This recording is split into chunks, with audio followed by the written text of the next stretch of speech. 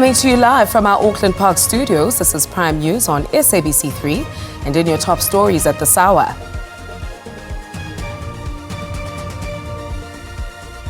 The ad hoc committee's hearing with attempted murder accused and alleged criminal cartel kingpin Vusimuzi Cat Matlala will go ahead tomorrow as planned. I think the way we operate, because we are very much about collaboration, it is very important that we are not transactional. It is very important that we maintain very strategic partnerships. The Matlala Commission has heard that there are simmering tensions between the Hawks and the South African Police Services. And South Africa has handed over the G20 presidency to the United States of America.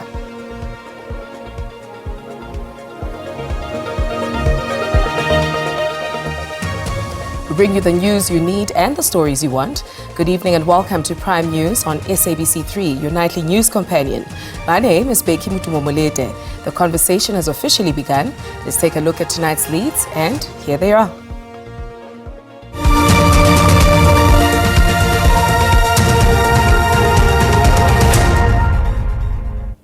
The ad hoc committee's hearing with attempted murder accused and alleged criminal cartel kingpin Vusimuzi Cat Matlala will go ahead on Wednesday as planned. Matlala had threatened to seek an urgent interdict to hold the proceedings of the ad hoc committee investigating allegations raised by KZN Police Commissioner Lieutenant General Nhlanhla Mkhwanazi. His lawyers gave the ad hoc committee until 3 o'clock this afternoon to make an undertaking that Wednesday's testimony will be postponed. But it appears that Matlala has made a U-turn and is now prepared to testify. Our legal team has been in contact with Mr. Matlala and his representatives. That is what led to us scheduling his appearance and also inviting other witnesses that were available to take opportunity of us coming here so that we can take their testimonies when we are here at Khosimampo. That is basically why today you saw us with Lieutenant General Dimpane. It's out of those arrangements between us and Mr. Matlala and his legal team. When we first wrote to him, he responded within a wink of an eye. We have never seen such responses. We wrote to him and said, we want you to appear before the committee. He said, I'm very, very willing. And so, as it stands now, we are here this week to feature Mr. Matlala in our proceedings, together with his representative. They are available. The announcement we made here is that they have requested that we start at 11 o'clock tomorrow, which is something not unusual. We have always been starting our proceedings at 11 o'clock because we finish very late. And they have further requested that on Thursday we must not start at 11, we must make it a bit earlier, 10 o'clock, which we have also agreed to. Meanwhile, the Chief Financial Officer of the South African Police Service, Lieutenant General Dimpane, has disclosed that contracts worth 466 million rand, including one awarded to businessman Vusi Cat Matlala, who was paid 48 million rand, were flagged and investigated and later confirmed to be irregular and not merely possibly irregular as previously suggested. Dimpane further testified that the National Police Commissioner, Lieutenant General Fani Masemola, was informed of this determination, directly contradicting his earlier testimony to the committee. And the Chief Risk Officer, we approached the National Commissioner. We said, National Commissioner, this particular contract has caused a lot of harm for the department. There is reputational damage. The department is in disrepute. Yes, we have disclosed the 48 million as irregular, but we can't go on in this particular fashion. So we will need to get to the bottom of this in terms of identify where were the lapses and who was responsible for this, because the damage is too much. We then advise the National Commissioner to say, avoiding the risk of appointing somebody to then do an investigation and come back and tell us that somebody must get a written warning. Let's rather pursue this forensic audit investigation.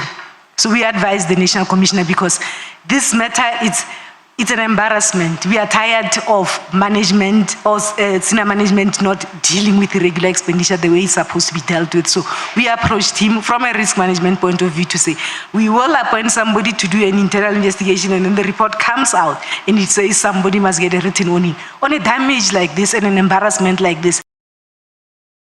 In more related news, the Matlala Commission has heard that there are simmering tensions between the Hawks and the South African police services. This as the probe continued its hearings with evidence from more Hawks officials who maintained that their involvement in the December 2024 Operation Takedown of alleged cartel member Nkabinde Molefe was merely for verification purposes. We will be proceeding with the Matlala Commission brought the 6th of December 2024 Operation Takedown of Nkabinde Molefe back in the spotlight from the vantage point of several other Hawks officials who participated in the events that have been alleged to have been interference in order to shield alleged criminal syndicates. The Hawks, however, still maintain that it was for the purposes of verification. Thank you. The reason why I needed the reference number is to report back to my superiors as to, like, normally what happens, I have to report back using a reference. Warrant Officer Paul Gadebe, who is attached to the Hawks, echoed similar sentiments, charging that the intention was not to interfere in the operations to arrest Molefe. There was no reason for me to interfere with anyone's duties. As soon as we arrived on the scene, it was clear to us that it was a legitimate police operation. Accounts of the Molefe takedown operation prompted the Commission's bench to question whether tensions exist between the SAPS and the Hawks. I think the way we operate, because we are very much about collaboration, it is very important that we are not transactional. It is very important that we maintain very strategic partnerships in dealing with people. From myself, I think I normally enjoy quite I'd rather say courteous relationship with my counterparts and able to get ourselves moving forward in doing things. But to answer your question, I think it would be a big lie if I told you that there was no kind of simmering tensions in certain quarters. The Commission is yet to hear evidence from who would have been the final authority for the Hawks at the time, retired former Hawks head, General Godfrey Labia, as the Commission heard that the verification request allegedly came from the top. The hearings continue. Kani Mapanga, SABC News, Pretoria. And in other news, retired Justice Nkabinde has asked the National Director of Public Prosecutions, Advocate Shamila Batohi, to provide case numbers and dockets linked to criminal charges against 19 members of the Cato Manor Police Unit, referred to as the Death Squad. This follows Batohi's testimony at the Nkabinde inquiry into suspended South Gauteng Director of Public Prosecutions, Advocate Andrew Chauke's fitness to hold office. Chauke was suspended in September, 2 years after Batohi reported his conduct to the presidency for allegedly bringing the NPA into disrepute. That Advocate Chauke, not having jurisdiction in this matter, ought not to have applied for the centralization in the first place, and that a fresh application was made, in my view, in order to create the impression that the DPP KZN was in fact requesting this, when we're aware that given the original approval, consent by Advocate Smith, that the original request was made from Advocate Chauke himself. That's as far as I can take it. The handover of the G20 presidency from South Africa to the US took place in Pretoria this afternoon, shrouded in secrecy.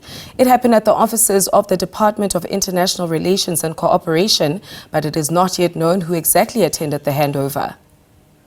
DIRCO is apparently busy drafting a statement to provide more clarity. South Africa made it clear on Saturday that the US could not send its embassy chargé d'affaires, a relatively low diplomat, to receive the presidency gavel from President Cyril Ramaphosa at the G20 summit in Johannesburg.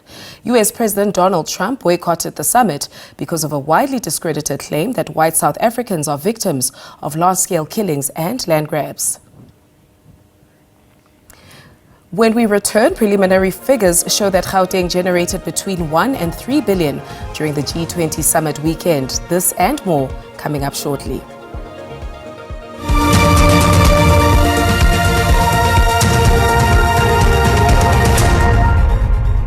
Welcome back to Prime News on 3. Preliminary figures show that Gauteng generated between 1 and 3 billion during the G20 summit weekend.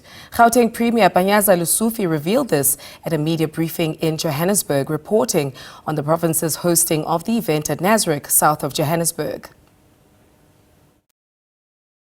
South Africa made history as the first African country to host the G20 Leaders Summit at the Nasrec Expo Center over the weekend.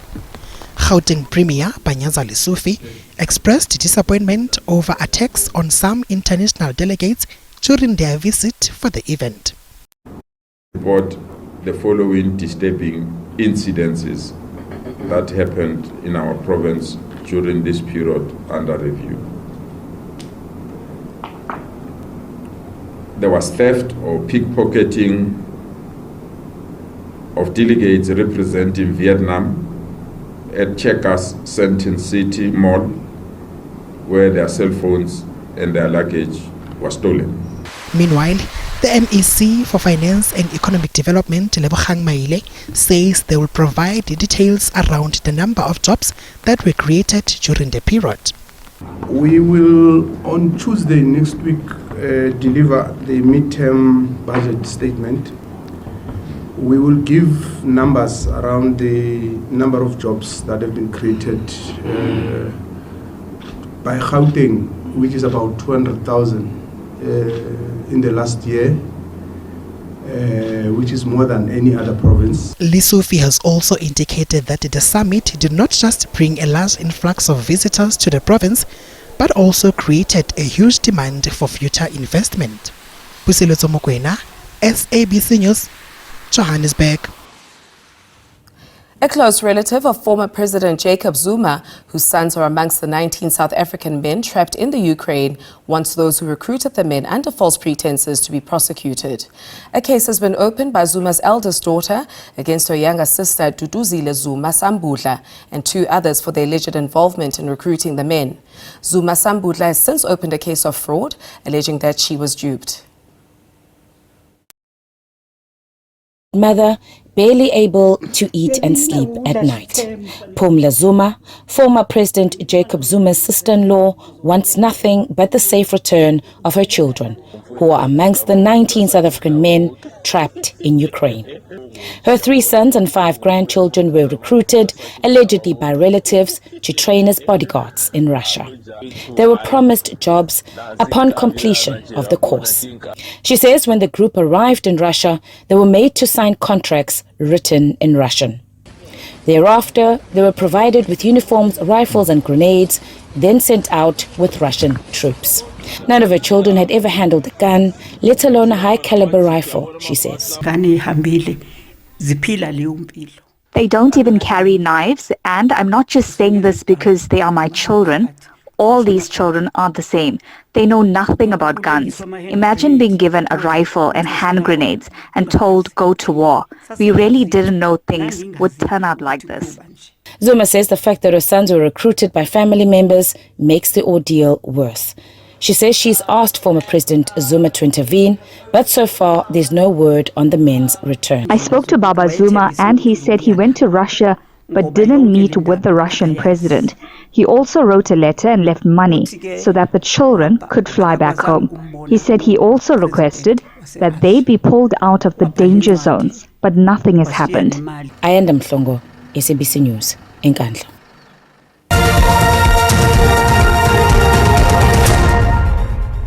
Thank you for staying with us. Authorities are urging municipalities to enforce bylaws that prohibit people from building their homes near rivers. This follows the heavy rains that struck New Hanover in the Umshwati local municipality in KwaZulu-Natal, Midlands, on Sunday night.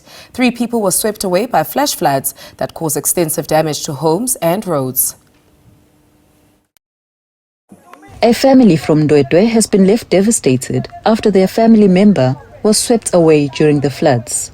27-year-old Zanele Ndlela is one of 2 people who are still missing after heavy rains on Sunday afternoon. According to neighbors, she tried to escape the rising waters, but the strong river currents swept away her rented room with her inside. The Ndlela family says they plan to join the ongoing search for their missing relative. We heard about this around 11. We were told she held onto a tree when her room collapsed, but the water was too strong. Even the foundation of the house was washed away. We are hoping to join the search and find her, even if it's just an arm, so we can have a closure. The Department of Cooperative Governance has confirmed that 7 districts across the province have been affected by heavy rains, with Umshwati local municipality being the hardest hit. As government, that we need to enforce bylaws now on a much stricter level. Because even the people where they have built, the municipality had not given permission for them to build there, but they built there in any case.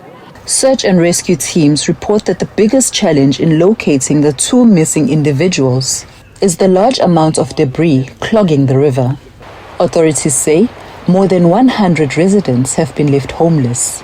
I'm Nkabinde for SABC News in New Hanover.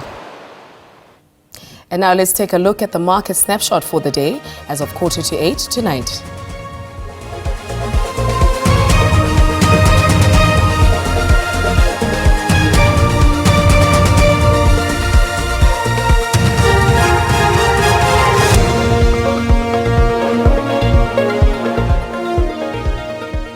From sunshine to sun rays and rain, let's shine a light on today's forecast. Our weather team is on standby with the details coming up next.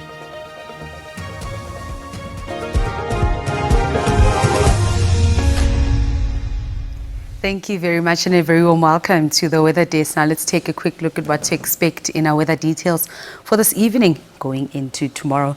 Clear skies can be expected over the southern and eastern parts of the country, but rainy conditions expected as you move into the eastern regions. Scattered showers, 60% chance of those showers and rain expected in parts of KwaZulu-Natal into the Free State, Gauteng, Mpumalanga, as well as Limpopo and the eastern parts of the northwest, but isolated as you move into the central and eastern parts of KwaZulu-Natal, northeastern parts of the Eastern Cape, central interior and the central regions of the northwest. Tomorrow, those rainy conditions expected to continue at a 30% chance over the Eastern Cape, KwaZulu-Natal into Mpumalanga, Limpopo, as well as Gauteng, Free State and the northwest province. Isolated showers and rain also expected along the south coast and adjacent interior. Clear and sunny skies can be expected over the southeastern parts, or rather the southwestern parts of the country. We do have some weather warnings this evening. Yellow level 2 and a level 4 warning for severe thunderstorms over the northeastern parts of the Free State, parts of Mpumalanga, Gauteng, as well as Limpopo and eastern regions of the northwest. So please be on the lookout for this severe weather this evening.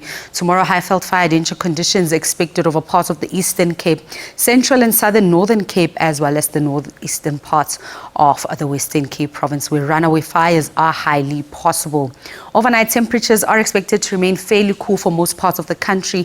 19 as a minimum in Durban overnight, Mnambiti 14 overnight, 11 in Ermelo, 10 here in Johannesburg, up north in Messina 20 overnight, Bloemfontein reaching a low of 14, 16 in Gqeberha, 17 as a minimum in Cape Town. Maximum temperatures expected to remain fairly hot for most parts of the country. 25 in Joburg, 27 in Durban, Cape Town 28. Sutherland will be hot with a maximum of 31. That's all from the weather desk.